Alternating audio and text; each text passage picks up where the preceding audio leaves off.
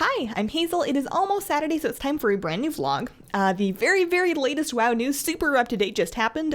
Mischief the Fel Kitten is now officially live.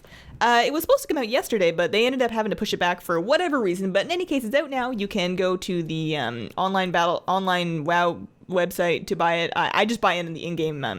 I bought it in the in-game shop interface. You just log into the game, you go to the shop, and then there's like a little kitty, and it's like, here, give me $10, and I'll be your kitty. And between now and December the 31st, that $10 goes towards, or proceeds go towards Make-A-Wish. You can still buy the pet after that time period is ended, but the proceeds will only go to charity for this first month. So yeah, it's really exciting. I'm going to put together a video as soon as I can that shows, the model and the animations and the moves and whatever. So I'll try and get that together and out. And they threw us a curveball. Like, I knew we expected Mischief the Fel Kitten. We thought it was going to come out on the first, or ended up coming out on the second. No big deal. But we were ready for it, right? But they had an extra surprise, and that is they're adding a Mischief the Fel Kitten plush to the gear store. So for $25, which is their standard gear store plush price, you can get on the gear store a Mischief the Fel Kitten plushie. And proceeds for that will once again go towards Make-A-Wish. I don't know if it's for the same time period. I would assume so, that you would want to get it within the first month if you'd like the proceeds to go towards there.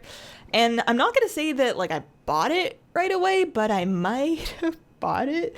Because, sometimes they sell out, and it was really cute. And if you look at my little plushie collection back here, they're adorable, but they really could use a friend. And there's very little green in my little plushie collection, so I feel like Mischief will really round out the collection. And I mean, it's a cat pet. I know I don't say no to cats. I've never been somebody to say no to cats. This one, the other side, that one, yeah, that one. She's a little sleepy kitty. She gets whatever she wants. What else? Last night, were the Video Game Awards. I don't really know much about them, but apparently Overwatch won Game of the Year. Can't fault them for that. Overwatch is a fantastic game, and if you somehow have made it this far in your life without trying it, I highly recommend next time they have a free weekend or whatever that you at least give it a go. Because, I thought I was somebody that would never be able to play Overwatch because A, I was never able to play first-person games because they gave me motion sickness, and B, I can't aim for the life of me, and was never a shooter person. I was always an RPG person, so I thought, I will never get into this, and then I tried it, and it's just the best, and for whatever reason, after the first hour, it's never made me motion sick, despite being very much a first-person game. So yeah, Overwatch is great. It won awards or something. Congratulations to them. Fully deserving, and I wish I had more time in my life to play Overwatch, because I miss it. It has a place in my heart, and I don't think it's ever going to let that go. What about this week in WoW? My guild, we progressed a little bit in Heroic TOV. We killed Heroic Guarm. It wasn't very difficult as we figured. Guarm is pretty easy compared to Odin and compared to Helya.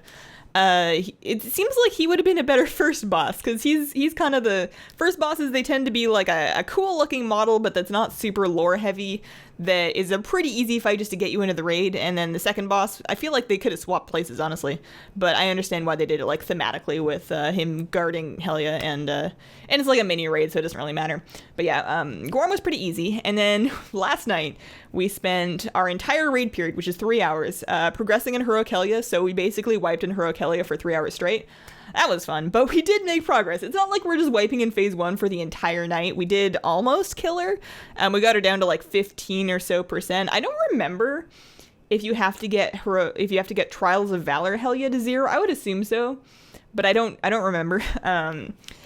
But yeah, we got her pretty close. We just need to clean it up a little bit and maybe do a little bit more damage. I've been really lazy about my Mythic Plus. I didn't do any last week, but I should do a couple this week to at least get a cash and get a chance at some better gear so that I can contribute some more damage. What else? I have been playing a rather unhealthy amount of Pokemon Sun and Moon. If I'm not playing WoW and I'm not like doing something important like cooking or eating, I'm usually playing Pokemon. I actually was playing it all through raid, not like mid poll for the most part, but just like in between polls and when people are running it back and refood buffing whatever, it's like a turn-based game, so you just kind of look down and say, oh yeah, I'm gonna tap that move and I'm gonna go talk to this trainer and fight them, and you can do it. I was kind of doing them at the same time because I just can't put the Pokemon down. There's this system in Pokemon, and apparently this has been a thing since at least X and Y. I had no idea, but it's called the global trade system, and basically you say, I have whatever, I have a Pikachu, and I will trade this for a Sandshrew, whatever. And then somebody else can see that listing and then go, oh, okay, I have that and I want that. So then they'll trade it to you. And you don't have to be actively there. You just deposit the Pokemon, you say what you want, and then if somebody accepts that, then the next time you log into the system, it just like spits out the Pokemon you wanted to trade it for. So I got a little bit addicted to this because what I ended up doing was I Wonder Traded a lot. And Wonder Trade's really fun. You just put in a random Pokemon, you get a random Pokemon back. They're usually garbage, but every now and then you get something cool. And I like to put the cool stuff in too. And I think it was actually my husband. He got a Como O, which is like the middle evolution of this cool new dragon evolution tree. It's like a dragon fighting. It's really neat. And so he ended up giving that to me, and I took it to the Pokemon daycare, and I bred it to make the little fighting dragon puppy babies, and they're called Jangmo-O. And they're pretty desired in that game just because you don't actually get them until very, very late game. So if you want to use one on your team, you have to trade for it really early. So I basically set up a Jangmo-O trading or Jangmo-O breeding practice. There's a way that you can hatch eggs pretty quickly by using like a little Magby with flame body in your party with like 5 eggs, and you get in your little Taurus and you just do laps hatching eggs. So I hatched a rather silly amount of them, and I just keep trading them out because they're in pretty high demand. So I just keep trading them out for anything that I can think of that I don't have my Pokedex. So I've never really finished a Pokedex in a game like this before, but I got so excited now that I discovered this GTS system that's apparently been around forever. That I'm just running this little Jangmo-O puppy mill, this little digital puppy mill, and like filling in my Pokedex with anything that I can think of. And yeah, it's a lot of fun. I've been having a lot of fun in Pokemon, not even playing the game, just hatching eggs and trading stuff. I am still playing the game. I just got to the 4th island, so I'm not quite done yet, but I'm getting there. But yeah, Pokemon Sun and Moon is a fantastic Pokemon game. I'm not 100% thrilled with all of the systems. The SOS calling is a little annoying. I could do without that. But I do think it's probably tied with X for my favorite Pokemon game, and if you were on the fence about getting it, it's delightful. I've been having so much fun with it. What else? Other games. Hearthstone had their expansion release yesterday. The Mean Streets of Gadgetzan is out. I'm really excited about that. I was saving up my gold ever since I heard that they were doing an expansion. So pretty much since BlizzCon, I hadn't been spending any of my coins in that game. But then I came out yesterday, so I got my like 30 or so packs. I ended up getting a bonus 12 after the compensation packs went out. There was some kind of bug where they weren't distributing the correct cards. So they gave people affected by that bug, which included me, a couple extra packs. So I ended up opening between the gold I'd saved up and the compensation packs, and you get a couple packs just for completing the initial quests that happen when the expansion drops.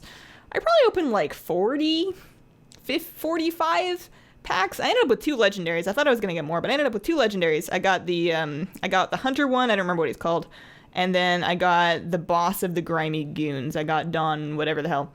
But yeah, I don't have that many cards because I didn't spend any money on packs. I thought about it. I thought about doing the pre-order thing, but I ended up not doing that.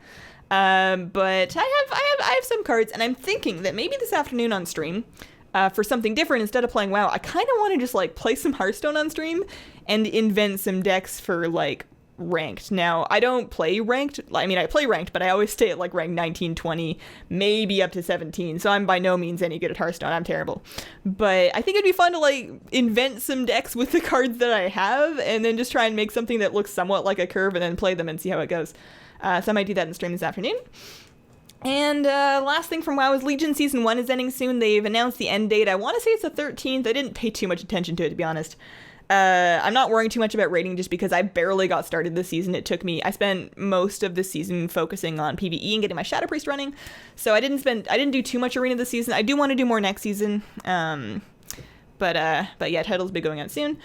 I think it was a pretty good season length. I feel like they could make the next one a little bit shorter just because in this first one, everybody had to level and they had to gear and get their artifact power and get their honor talents. And for most people, not everybody, but for most people, all of that is done now. And you can spend the entirety of Season 2 just queuing. So I think they could make Season 2 like a little bit shorter and get more seasons into an expansion. But the Season 1 length was pretty good. And it's really nice that they're not tied to raid tiers anymore, so we don't end up with like WoD Season 3, which wasn't it like a year long? It was a long season. Rating had inflated to ridiculous levels at the end of it. Yeah, so that's that. Questions from the week. The Nick of Time says, am I right to assume that the legendary Bad Luck Protection and Soft Cap is or was character specific and not account wide? So yes. You have your bad luck protection is character specific. So if you're me and you have priest and druid, no amount of content I do on my druid is going to make my priest any more likely to get more legendaries. And then on each character, the drop chance of your first legendary is increased. So you're more likely to get your first one than you are to get subsequent ones, to try and get everybody at least one within a somewhat reasonable amount of time. But those things are character specific, and then of course the soft cap is removed, as we talked about last week. So yeah, you're right. And then Just Jane asks, hey, I'm a holy priest and I was wondering what kind of priest you are.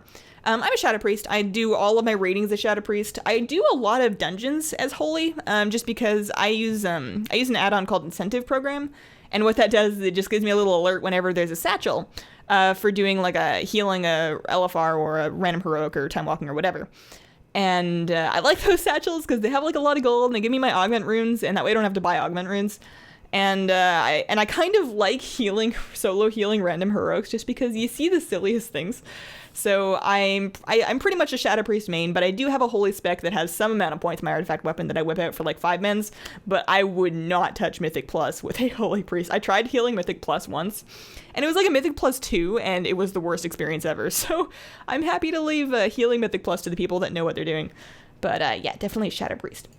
So that has been my week. If any of you have any questions you would like answered on a vlog. One more thing I forgot to mention. So this past week, I only ended up putting out that one video, really. I mean, I put out an updated pet guide, but that doesn't really count. I put out that top 10 ways to make Golden Legion. The reason why I didn't really do anything else was because I spent the entire week working on that video. It's quite a bit longer than the videos I was normally doing. And I wanted to really get it right. So I spent some extra time and got that out. I am going to do my very best to get back to that six videos a week schedule. I was just really stuck on that one video. So hopefully we'll be back to normal now. And yeah, so thank you so much for watching and have a wonderful, wonderful day. Bye.